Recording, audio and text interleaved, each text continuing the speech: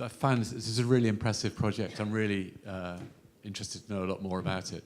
I think it really shows the value of empirical work, good quality empirical work around ethical issues. I was going to ask a question of clarification, but it might be useful, it might open up the discussion a bit, which is whether you plan to follow this up with any ethical analysis, any more kind of philosophical work, because your conclusion is really interesting. So you show that by doing this kind of empirical work, you really reveal the nuances of the different values and beliefs and practices and ways of thinking about these things in the local setting. But your final point was we need some normative guidelines. And it clearly, from your evidence, it can't be enough to have guidelines which say respect local values and cultures, because there's so much complexity there. So the obvious kind of thing for me is that this suggests the need for some conceptual normative thinking about how you at the same time take culture and individual couples seriously, but at the same time have guidelines that are going to work. And how you make that step is clearly a problem for all of us in some ways. But I just wonder whether you were going to follow this up with some more normative work around what those guidelines should look like.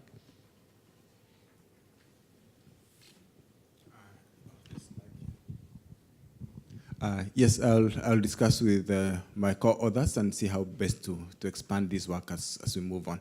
And there's a lot of work that we've done around this, including talking to health providers. So it would be good to have a joint or some kind of analysis from all the stakeholders that were involved in this bigger study.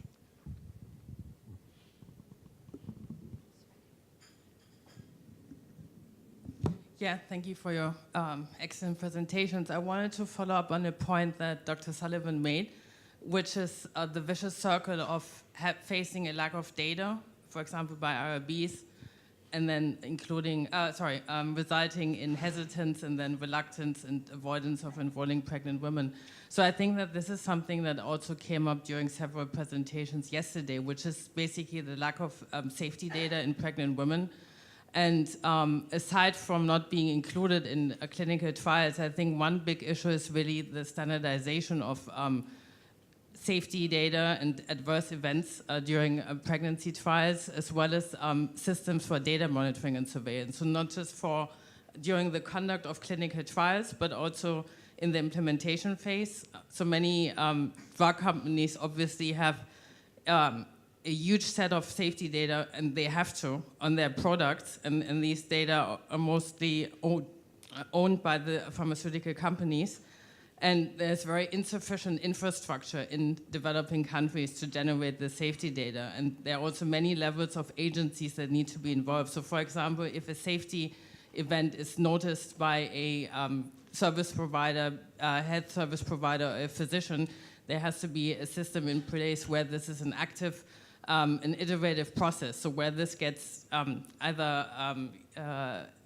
notified to an agency where the IRBs are involved, where maybe national agencies are involved, and of course also the producers of these drugs. And I think that sound and informed ethical decisions can only be made in context where there's access, there's availability and access to good safety data. So I would just like to comment on the need for establishing these systems, and also, very importantly, of standardization to allow for comparability across similar classes of both drugs as well as vaccines and their components.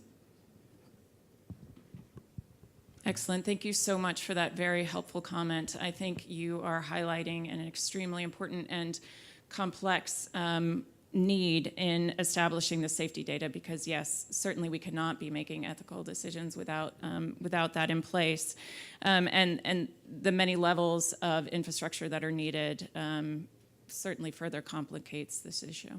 But thank you for highlighting that. Ruth. Ruth Macklin. This is more of a comment than a question, but just to add to the conversation. UNAIDS published a guidance document in 2007, which was on ethical issues in biomedical prevention studies, research. It was a revised guidance document from one that had been published in 2000 that focused only on vaccines, but this included PrEP and vaccines and everything else. And there was a separate guideline, actually not a separate guideline, but folded into the guideline on research, prevention, HIV prevention research on women, was also a discussion of pregnant women, and the guidance document endorsed the use of studies on women with PrEP. So that was all the way back in 2007. And it does raise some questions about the power of these guidelines, that they exist, they're well known, and yet even with these guidance points, with an expert panel that put the guidance together, similarly to what we heard yesterday from Rike about the CIOMS guidelines. The guidelines are there, but of course they don't have any force. One additional point, on Tuesday of this week, before I came here, I spent the day with the Scientific Advisory Board of PEPFAR, and PEPFAR, as you know, is the U.S. President's Emergency Program for AIDS relief. And this is an expert panel. It's a scientific advisory board, and the ambassador who is in charge of PEPFAR listens to the recommendations. There was an extensive discussion both about the information that Kirsten provided about what is known about safety data by the very people who have done that research and had to take the pregnant women out of the PrEP studies, and other ways of doing the research. And the conclusions that they drew, and they're tentative conclusions because these were drawn from studies that had already been done, was that there is no adverse effect on the fetus and no adverse effect on the women. I mean, this is just to add to what you said, but this was about as thorough a look as one could get, given the fact that there have not been studies carried out.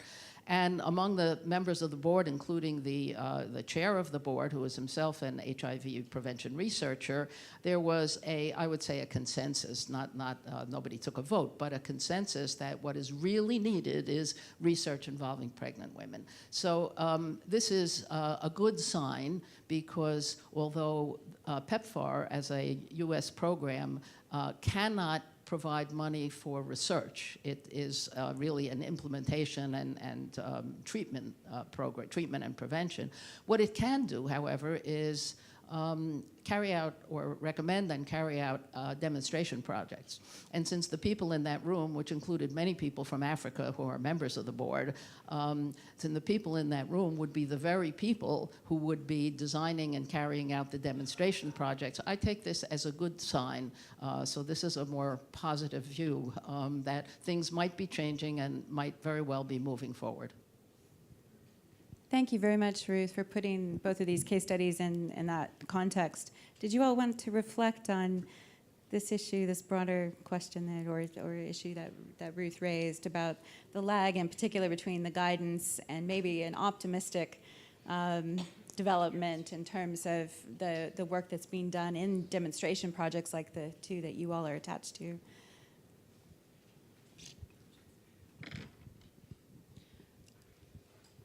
I think there obviously is a real need for greater focused advocacy and dissemination of these recommendations, and how you get big cultural change happening in particularly, among many levels of stakeholders in this process. So we're looking at funders, we're looking at ethics committees, we're looking at investigators themselves and institutions. So I think it's a very complex question and one that we really need to engage in for this type of really, social change that we're looking to implement among the research community. Just to add on that is that even as we have guidelines that maybe at the international level, when you come to the developing countries, then the guidelines need also to be just made custom specific and country specific so that they're also culturally sensitive and socially sensitive to the local culture. Thank you. We have time for maybe one more question. Yes. Hi, Carly Krubner, Johns Hopkins. I had a question for Kenneth about the PrEP demonstration project. So in this particular case, it was, as was mentioned earlier, a serodiscordant couple study. So we know that the men are already living with HIV. So we know that the risk for the women is identifiable and quantifiable, and may even be greater than the estimate you have, because there's findings now that women during pregnancy are even more at risk for HIV. So I wondered how the fact that you were enrolling serodiscordant couples versus other kinds of couples may change the way you think about the involvement of the partners, or maybe really defaulting to the women because they're the ones that have this real risk. And the other question was specific to these focus groups you did, which I think is so important to elicit the views. Was there any discussion among the men about the ways that they might, if they were not okay with their partners using oral PrEP, the ways in which they might be able to protect their partners? Because there are other ways to prevent HIV, condom use if they're adherent to their medication. So ways that they might be able to compensate if they weren't okay with that option, that they could take on more responsibility in protecting their partners, and by virtue of protecting their partners, their future babies. Did that come up at all in the focus groups of ways that they could reduce the risk to their partners? I'll start with the second question. It didn't come out as much, but there were more. What came out strongly was their concerns, and they want to be involved in the decision making and that. But they were also aware that they were also taking ART, and after some time, then they're able to protect the women by being virally suppressed. But it didn't come out strongly, so that was almost a disconnect. They may not want their female partners to take PrEP during pregnancy, yet they are not offering a tangible solution. And we've seen it coming out from other public health interventions, like, for example, contraception. It's still the same, that sometimes men may not want their female partners to use contraception, yet they're not providing a tangible solution. But I'm aware that if then we are able to involve men more, like the health providers involve men a lot, then maybe this may change the paradigm a lot. And your first question, sorry, say that again. So the first question was, if this study were including more women who are pregnant where it may not be a known serodiscordancy with their couples, or maybe their partner is less involved, or they're married but they suspect that their partner has other partners outside the marriage and they're at risk of acquisition, how might that change the way that you would think about the ethics analysis of involving the partner in these kinds of enrollment decisions? I think the ethics analysis would also change, because I think the couples are different depending on their social circumstances. Within the serodiscordant relationship, the risk is identifiable and very easily observable. So it's once you move to these other couples, then the risk-benefit balance need to be looked at with a different lens.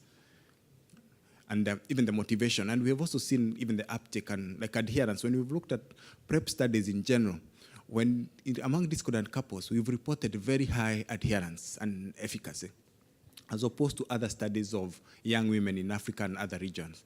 Because then even participants themselves are able to gauge their risk. So I think when they have a HIV-infected partner, then they adhere much better, because then they're able to point out at the risk. Yeah.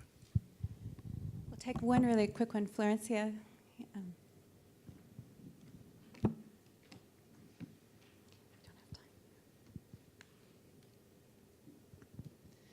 Yeah, I want to pick up on the question of Carly and your response on how these cultural values have a quite problematic angle.